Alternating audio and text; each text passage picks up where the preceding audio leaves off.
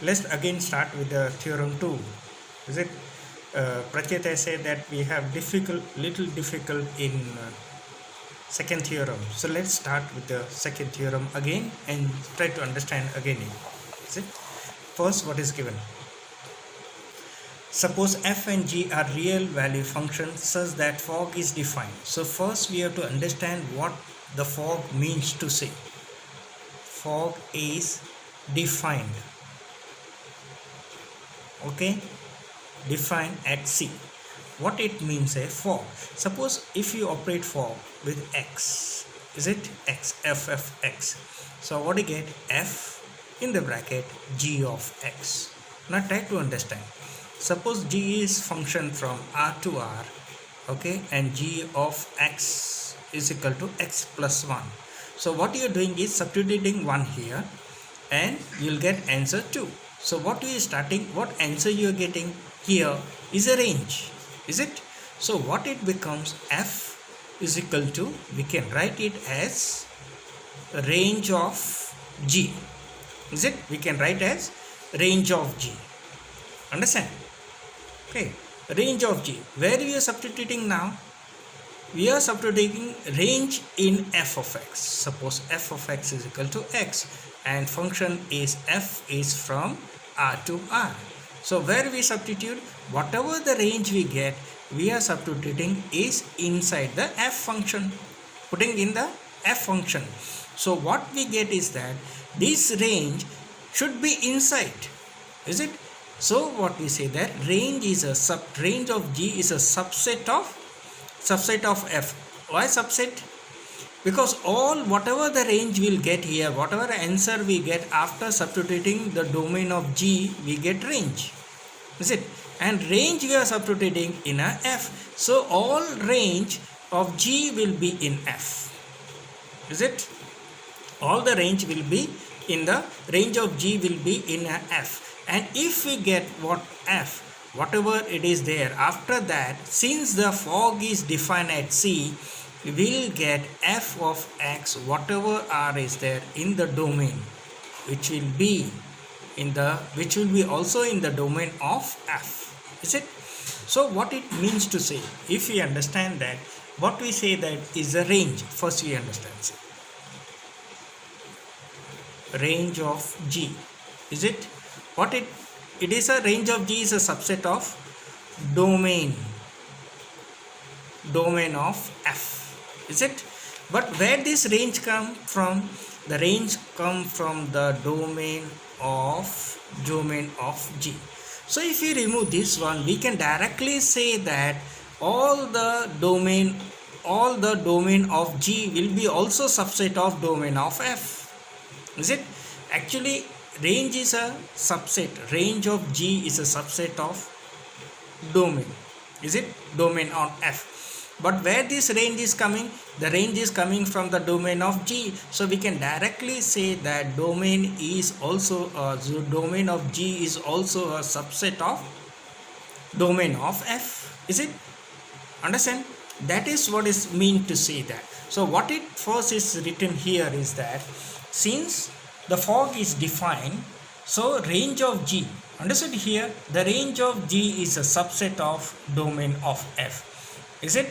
But where that is range is coming, the range is actually coming from the domain of g.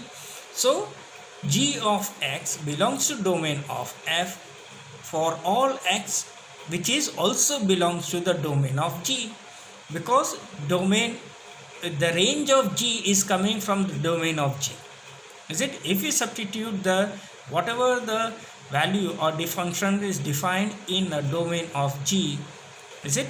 We substitute, we get a range, and range comes inside the function of the domain of f. So it means indirectly we can say that the domain of g also comes in a domain of f, is it? Okay, this is the first thing we have to understand. Okay, the first part.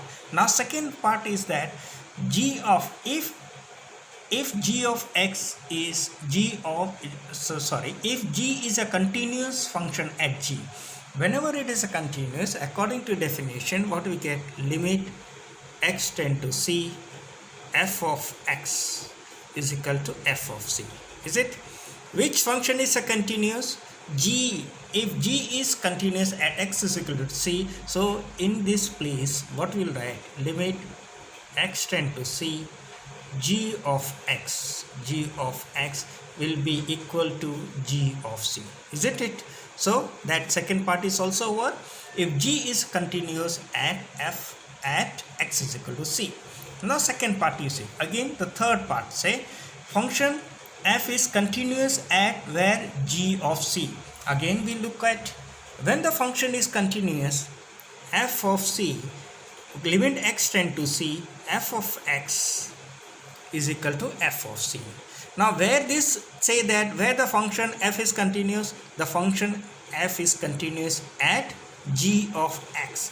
So in place of x what we'll write, and in place of c what we'll write, g of x and g of c, and limit when x tend to c, g of x also tend to g of c. So we can write, since the function f is continuous at g of c, what we write, g of x, limit x tend to g of x is equal to g of c, and place of f we write g of x, we write g of x. Is it? In place of x we'll write g of x, and then here we'll write g of c. Is it? According to the definition we got. Now what is this? When x tend to c, g of x is into g of c, then also what is a f of g of x? F of g of x is a fog. Is it? So this limit also can be written as limit x tend to c, fog we can write f g of x is what? Fog. Is it? Fog of x is equal to fog of c. So according to first definition, this function fog is continuous at x is equal to c. Now you understood? Okay. Move on to 34 question. Find all the point of discontinuity of the function f defined by f of x is equal to x mod of x minus mod of x plus 1. See children, whenever the mod is there, this you have to find the where it is a continuous. Is it? And then we have to see whether it is discontinuous or not. The simple funda is that whatever inside the mod, equate it to 0. What is here inside the mod? X. So x should be equal to 0. What is this here in this second mod? X plus 1. So what is inside the mod? X plus 1. So x plus 1 equate it to 0. So you will get x is equal to minus 1. So from this what you say? Minus 1 less than equal to x less than 0 you get. Is it? Understand? So we can write it, we can draw like this, that it is minus 1 0 and x greater than equal to 0. Is it? X greater than equal to 0. So where we have to check the discontinuity, we have to check the discontinuity at minus 1 and in between minus 1 and 0 greater than or equal to 0. Is it? So 3 places we have to check. How we have to do it? Again I am repeating. Whenever any mod function is there, you have to check the discontinuity or continuity. Whatever inside the mod, equate it to 0. So here x, so equate it to 0. Is it? So x is equal to 0. Here inside the mod is x plus 1, so equate it to 0. So x is equal to minus 1. So from this you can form the range. Is it? Where it is defined? It is minus 1 less than x less than 0. Is it? So where we have to check the continuity, we have to check the continuity or the discontinuity at minus 1, in between minus 1 and 0 less than equal to, is it? Okay, we have to check minus 1, and in between 0 and minus 1 means minus 1 less than equal to 0 less than 0, and then here x greater than equal to 0. Is it? Okay, so let's check it. When x is equal to minus 1, the mod will become minus. Is it? First the mod x, mod x will be written as minus mod. Is it? Here this will also inside the mod x plus 1, we'll write it again with a minus sign. Okay, so it become minus 1, minus of minus, and inside minus x plus 1. If you open this bracket, minus x plus x will cancel, you will get 1. Now let's check when it is in between minus 1 and 0. So minus 1 less than equal to x, less than 0. See, so f of x is equal to, this will be minus, and this also will become minus. Is it? Again you simplify it, so minus 2x, is it? Minus 2x minus 1. Okay, you get this one. Now third, we have to check it at places. Which place? X greater than or equal to 0. So greater than or equal to 0, that the same function, the same thing will be defined.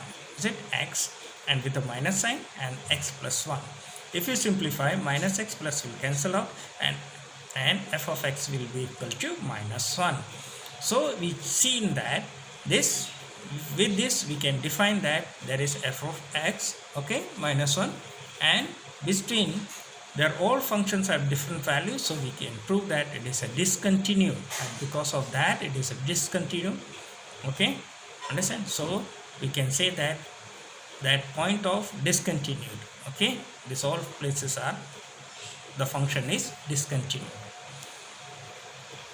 So let's say f of x is equal to 1 if x is minus 1 less than x, if minus 2 minus 1 if it's in between minus 1 less than x less than 0, if it is equal to minus 1 if it is greater than equal to 0. So let's check it, the limit. Okay, check the limit at, say, at x is equal to minus 1. You know this. Okay, left hand side limit and right hand side limit. So limit x tend to minus 1 minus f of x is equal to limit x tend to 0 minus of minus, this will become minus h. Is it? This will be as at minus h. So minus 1 minus h. So where is the function is defined as? Here, less than. Left hand side of minus 1. Left hand side of minus 1 is what? Less than. So what is the value of it? 1. So limit x tend to 0, 1 is equal to 1. Okay. Right hand side of the limit x tend to minus plus f of x is equal to limit x tend to 0 f minus 1 plus h. So limit x tend to 0 minus 2, we get this is that here. So minus 2 minus of h. If you simplify and substitute the value, you will get 1. So what we get here? 1. You also get it at left hand side and right hand side at limit is same, and also f of minus 1 is also 1. So we can say that function is continuous at x is equal to minus 1. Okay, so limit x tend to minus of minus 1, f of x is equal to limit x tend to minus plus f of x is equal to f of minus 1. So the function is continuous at x is equal to minus 1. Let us check it at x is equal to 0. Sit. So limit x tend to 0 minus f of x is equal to x tend to 0, 0 minus h. Okay, limit x tend to 0, 0 minus h is f of minus h. If you substitute, then you will get minus 2 minus of h minus 1. Minus minus will be plus, and if you substitute, you will get limit. If you substitute, then you will get minus 1. So limit x tend to 0 plus f of x is equal to limit x tend to 0 f of 0 plus h, and is equal to limit x tend to 0 f of h is equal to minus 1. Is it? So what do you get? Left hand side of the limit, right hand side of the limit are equal, and it is also equal to f of 0. Is it? So the function is, given function is continuous at x is equal to 0. Okay, so do theorem 2 again, and if you any problem, then ask me. Thank you.